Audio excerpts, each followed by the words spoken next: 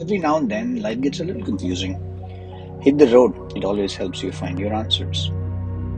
We are Lena and Shashi, an Indo-German mixed culture couple who decided to pack our home and move into a van to live at the intersection of our passion and purpose.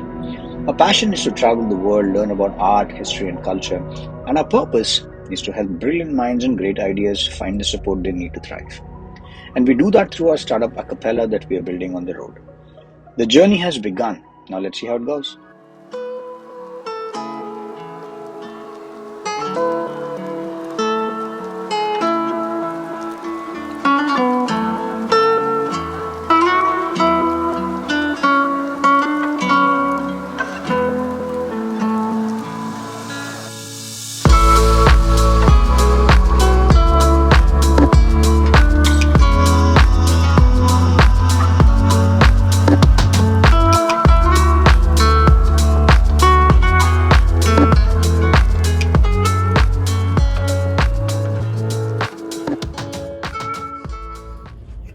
Hey guys, this is a Monday morning, and this is Shashi and Lena coming to you again from Malaga, Spain. So, this is the other half of our life, right? So, the one half of our life is traveling and enjoying the passion side of life, and now this is the purpose side of life that kicks in on a Monday morning, and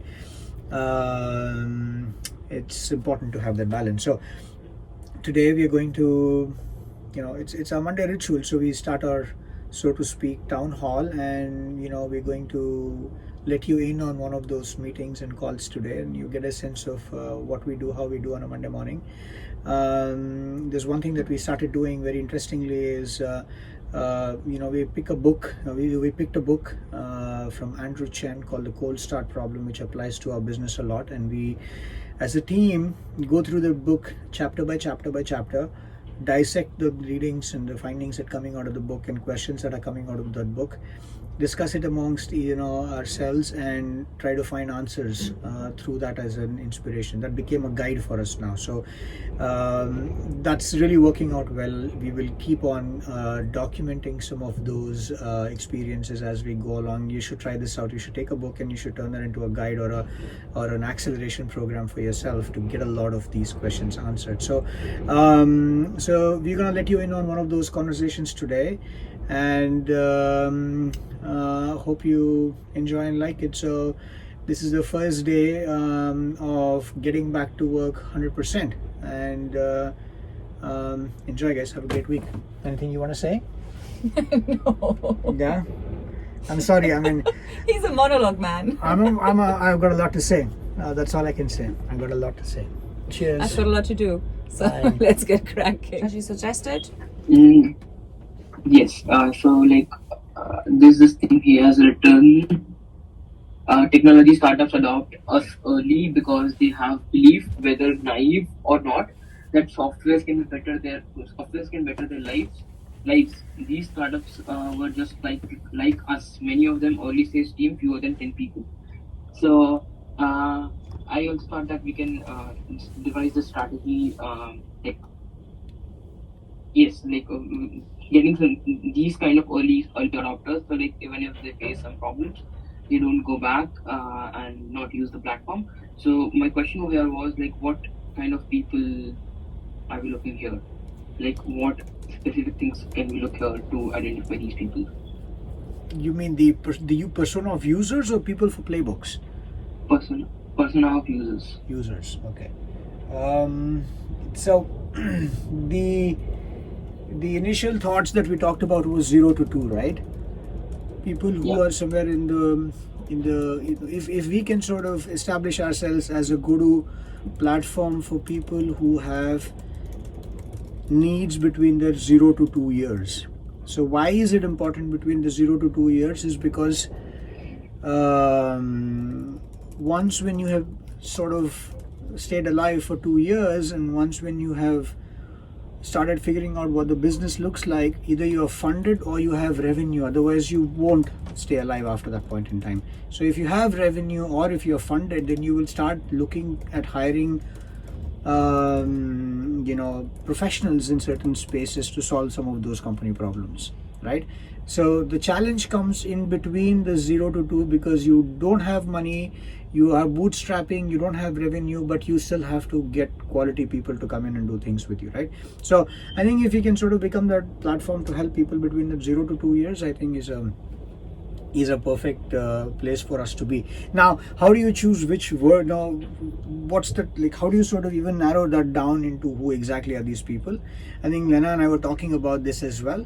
Right now we could sort of pick a vertical, which is what we are, sort of, let's say, for example, if the vertical is, say, product or SaaS or, mobile tech or, side hustle or, no code or whatever that is, we identify 2 or 3 of these that are sort of technology enabled verticals, and then we start with that to get some traction.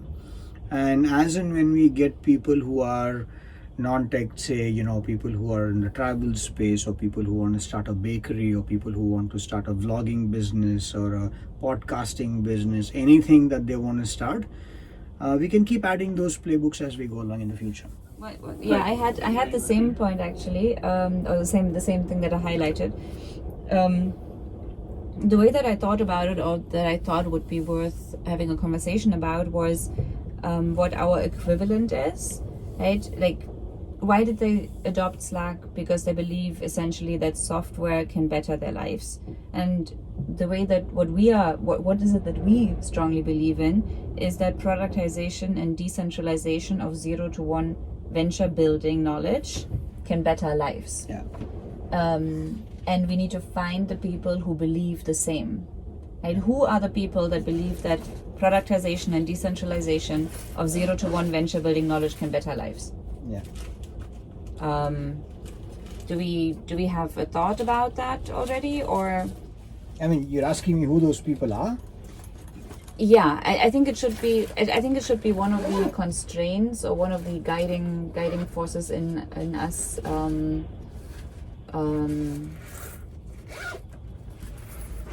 No, I think deciding on who we work with, right? I mean, that's the process. I think we need to figure out. We don't know that process yet because we haven't started reaching out to people asking for this specific thing, right? So till we test it out, we will not know who are the people who are really willing to give back, so to speak. But one immediate sort of thing that it comes to my mind is universities and e-cells, because these guys, I think, are always open to giving back to their alums, and the whole alma mater thing is very strong. So if we can make that easy for people who are essentially wanting to give back to their alumni, to their universities back, if we can make that process efficient and productize that process through a Capella, we will end up achieving the same thing, but at the same time we'll also get a good use case to say, okay, so it's a ripe audience. They're ready to give, they are connected to their alma maters. Universities need experiential learning, so it sort of solves a lot of problem there, I think. Yeah, I think a slightly different way to ask the question is, who has this in their mission statement, or who has this in their daily, weekly, their what do you say, that, like, their KPIs? Who has it in their KPIs to do that? Which organization? Yeah.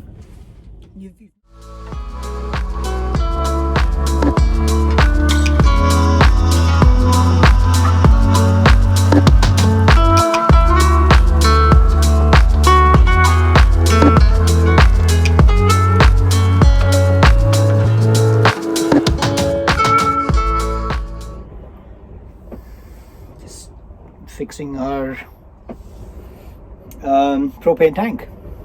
The propane tank got over today, which is a good thing because we didn't know how much juice was still left in that propane tank. So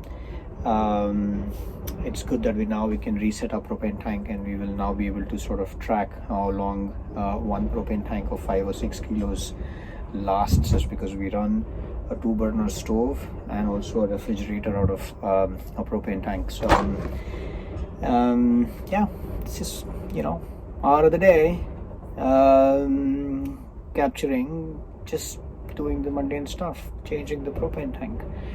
But the second problem here for us in Spain is to find the right kind of attachments to, because ours is a German setup, and the Italian setup, a German setup, a British setup is all different from each other. So I don't know why they did that. So every time when you travel from one country to another, either you have to have a universal adapter, or you have to try to refill your tank from places where they refill it. Even that has some attachment, so it's a bit of a complicated thing, especially when you're hopping between countries in Europe, to find the right kind of gas bottle. But it's okay, that's life, I guess. It's an open, borders, continent with an open border, so fact that you can move around without a visa itself is a grateful thing. So these are small things in life to overcome. So that's just what we're doing right now. Hello, it's Monday evening, 7:30 p.m. and we are just wrapping up our day. It's been a really good day. It took us a little bit of time to get back into work mode after moving into the van and finding our ways around our new home.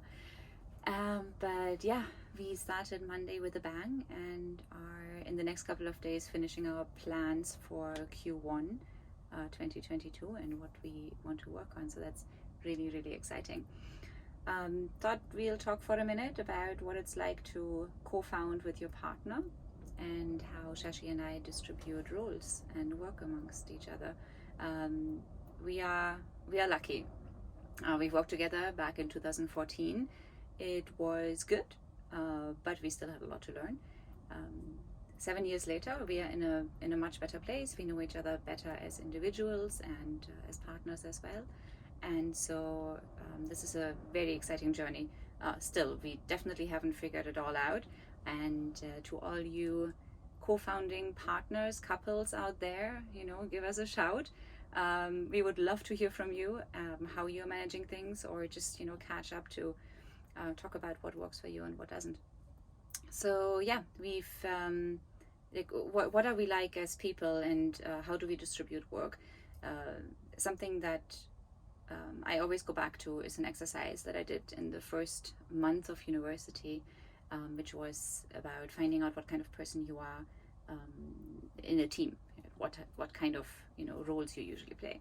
And definitely without taking the test, I can say that Shashi is a plant, and it's a spectrum, and Shashi is at one end of the spectrum and I'm at the other end. So a plant is a person who is typically head in the clouds, brimming with ideas, identifying trends, coming up with new things all the time. And that's what Shashi does. And so he does a lot of the thinking, the strategy, the design, and that's where a lot of our big picture and way forward comes from. The other end of the spectrum, and this is me, is a finisher, because person who wants to dot the I's and cross the T's, is execution focused, and wants to figure out how to break a strategy into digestible pieces and follow a framework and go ahead and build something out. So in that sense, we are working really well together, and we have both figured out how to partner with each other on the different responsibilities. But then when we have a plan, we really know what who takes on what and what we need to go for. So yeah, Monday wrap up, and hope you all had a great start to your week. And yeah, leave us a like, leave us a comment, tell us what you would like to hear about more, or maybe what you would like to hear about less. And yeah, see you soon.